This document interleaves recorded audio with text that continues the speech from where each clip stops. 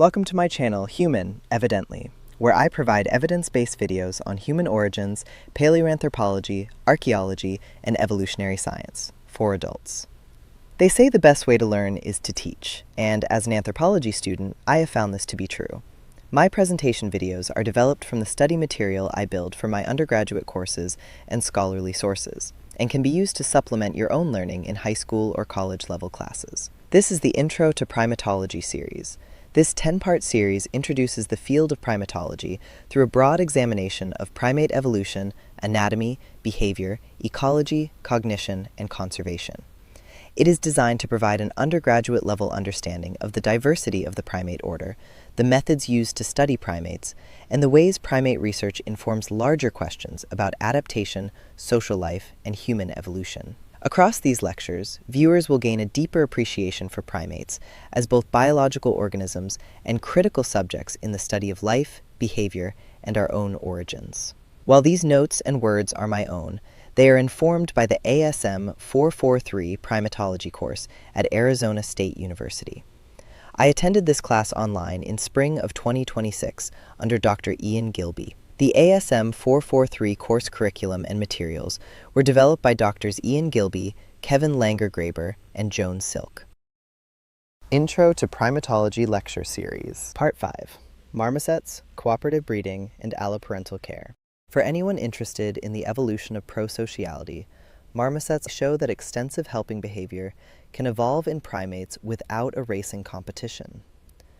Common marmosets are among the clearest primate examples of cooperative breeding. Offspring are not reared by the mother alone, or even by the mother and father alone, but by a broader set of helpers that may include fathers, older siblings, and other group members. Why should some individuals invest in infants that are not their own? Cooperation is not the opposite of competition. It is often one of its products. Marmosets live in groups that typically contain multiple adults of both sexes, but reproduction is often concentrated in a dominant breeding pair. Other group members assist with infant carrying, guarding, provisioning, and social support. This arrangement is more precisely described as singular cooperative breeding. One breeding female, often one primary breeding male, and additional helpers who rarely reproduce successfully themselves. Not all cooperative care systems are organized in the same way.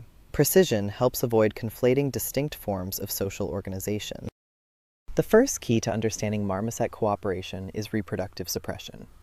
Dominant females can inhibit reproduction in subordinate females through behavior, endocrine effects, or both. As a result, not every adult female in a group breeds. This means that helping is not simply an optional extra layered atop universal reproduction. In many cases, helpers face restricted direct reproductive opportunities. Their fitness prospects depend on alternative routes, including helping relatives survive, and eventually inheriting breeding positions, or dispersing when conditions permit. If helpers are closely related to infants, then, by aiding those infants, they can increase their inclusive fitness. Why are marmoset infants so demanding? One major reason is twinning. Unlike many primates, which typically produce single offspring, common marmosets often give birth to twins. The mother faces high energetic demands during gestation and lactation, and without substantial postnatal assistance, the burden of transport alone could limit infant survival and maternal recovery. Marmosets also live in ecological contexts where small body size, predation risk, and dependence on dispersed resources shape the costs and benefits of grouping. They exploit exudates, fruits, insects, and other foods, and their social system appears to balance competition with the efficiency and security of coordinated living. Genes promoting care toward related young can spread even when helpers do not reproduce immediately themselves. Helpers may also gain direct benefits. They acquire parenting experience. They maintain membership in a valuable group. They increase the size and stability of a social unit that will later support their own reproduction. In some cases, they improve the chances that the group can rear demanding litters, whose survival enhances the social environment for everyone. Marmosets live in a setting where the survival of offspring, the maintenance of territory, and the persistence of the social unit can all benefit from collaboration. Cooperative breeding raises an important theoretical issue. Why do helpers not simply leave and breed independently? The answer lies in ecological constraints and social opportunity. Independent breeding may be difficult because territories are saturated, predators are dangerous, mates are unavailable, or dispersal itself is costly.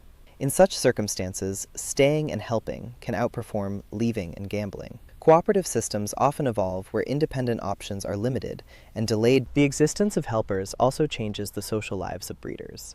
Dominant females may direct care, monopolize reproduction, and regulate relationships within the group. Dominant males, too, can invest heavily in offspring, while also negotiating status and partnership. This creates a social field in which care, competition, rank, and kinship are inseparable. A helper carrying an infant may be acting out of kin-selected interest, future direct benefit, social obligation, or all three at once. Marmosets expand the comparative range of what primate family life can look like. They show that highly cooperative infant care is not restricted to humans or birds. They also complicate simple assumptions about sex roles. In cooperative breeders, fathers may carry heavily, older siblings may function as caregivers, and dominant females may rely on a social workforce to realize their reproductive potential. Cooperative breeding does not mean that all adults share reproduction on equal terms. One of the defining features of singular cooperative breeding is reproductive skew.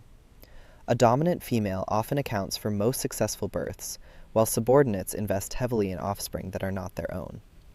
Endocrine pathways can interact with social environment, so that subordinates are not merely behaviorally discouraged from breeding, but physiologically less likely to do so successfully while in the group. Thank you for spending this time with me on human, evidently. I hope you're leaving with a clearer understanding of the subject and a deeper curiosity about the story of life, evolution, and our place within it. Until next time, keep asking those good questions. If you want to support my channel, please consider subscribing here and on Patreon, where you can access my content for free or contribute a small donation to get your name at the end of my videos. I am working on a series of educational material for middle grade readers and 2 science fiction novels. Such endeavors are only made possible by contributions from viewers like you.